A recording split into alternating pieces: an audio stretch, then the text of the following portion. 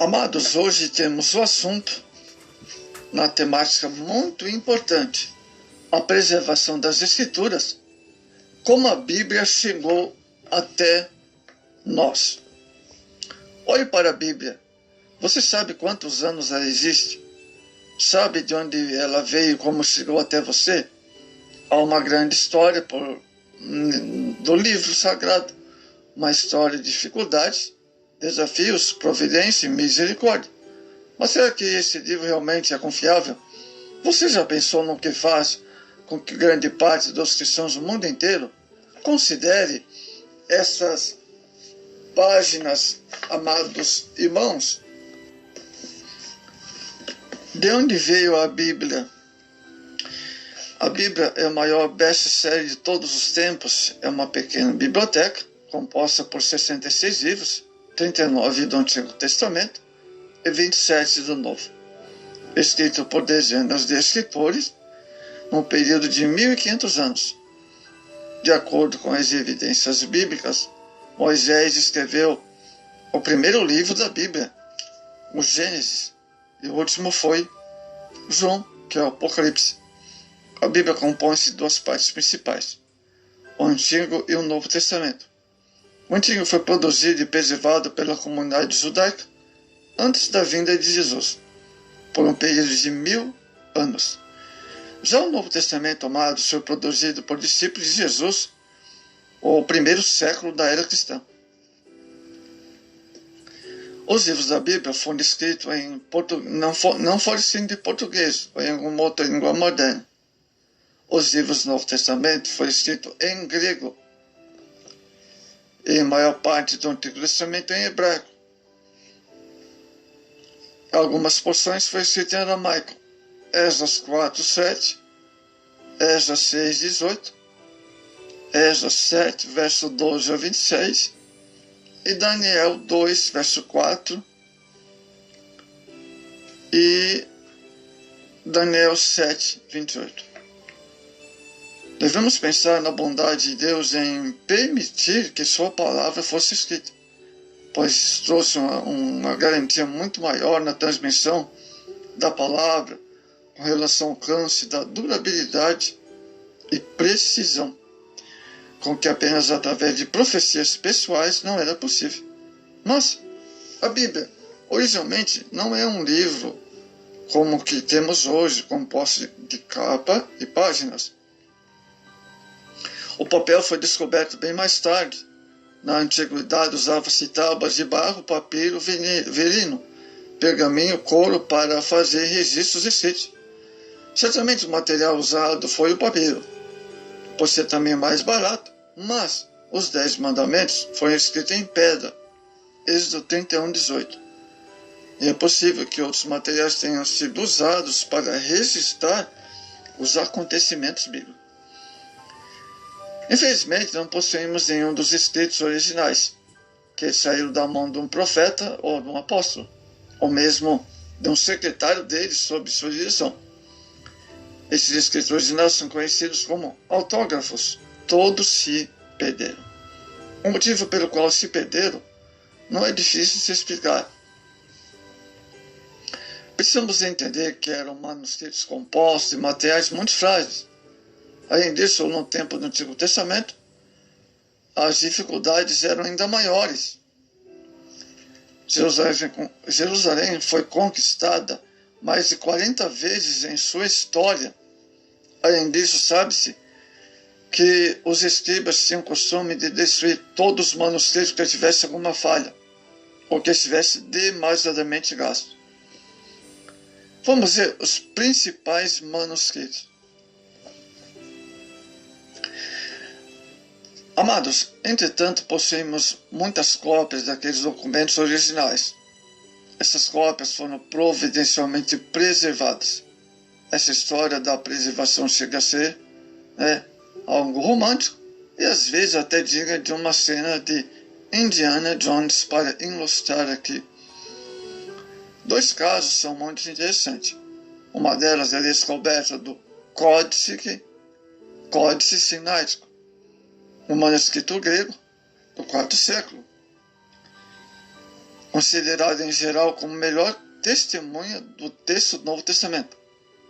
Quem descobriu esse manuscrito foi o conde Tischendorf, meio que por acaso, no mosteiro de Santa Catarina, no Monte Sinai, em Israel.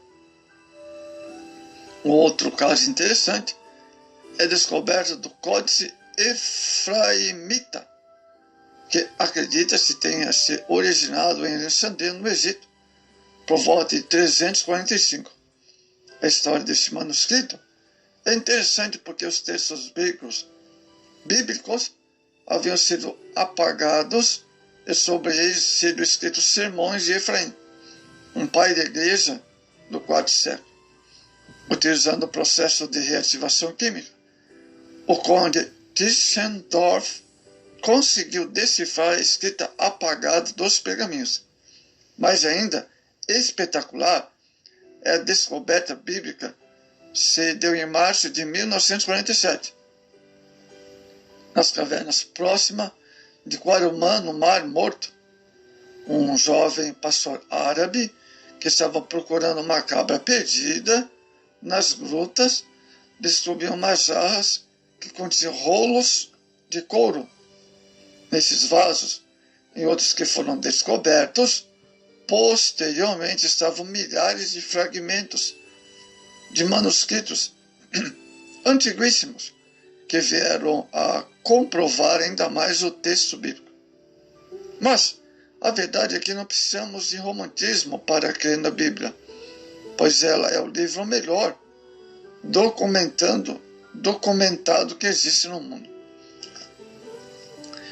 Amados, para se ter uma ideia, existem hoje apenas 643 exemplares antigos da Ilíada de Romero, do século antes de Cristo, em forma de manuscrito.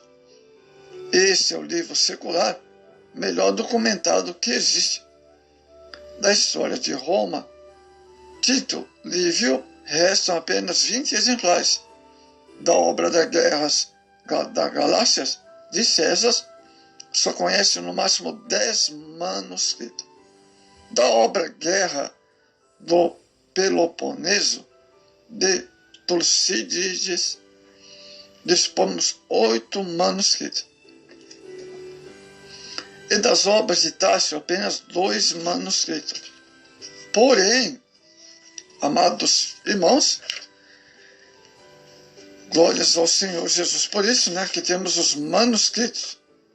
Porém, amados, temos que citar 3 categorias principais dos manuscritos bíblicos.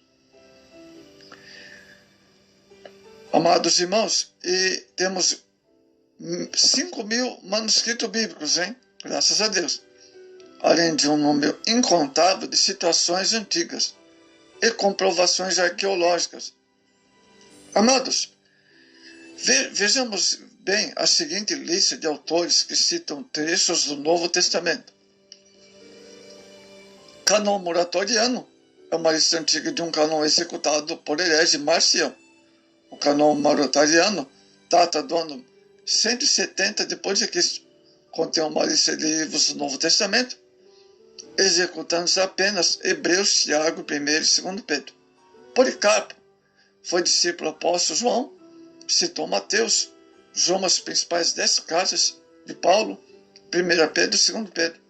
O fato de citar os demais livros não implica que não eram aceitos, simplesmente não teve ocasião ou necessidade de citá-lo. Temos Juscelino Martírio, 140, fala dos evangelhos, Irineu, anos 70, e que cita ali, amados, os livros do Antigo Testamento, na soma todas as situações do 1º e 2º século, todos do livro do Antigo Testamento foram citados, reconhecidos e sendo inspirados. Podemos citar 3 categorias dos manuscritos. Agora sim. Primeiro, os papiros são manuscritos datados dos séculos segundo e terceiro, há 26 manuscritos em papiro, que eram um material barato. São manuscritos extremamente valiosos, pois surgiram apenas uma geração após os autógrafos originais. O mais antigo e genuíno manuscrito bíblico é o P52, anos 117 a 138 depois de Cristo, que contém porções do Evangelho de João. Existem ainda os papiros P45, 46, 47, data 250 depois de Cristo.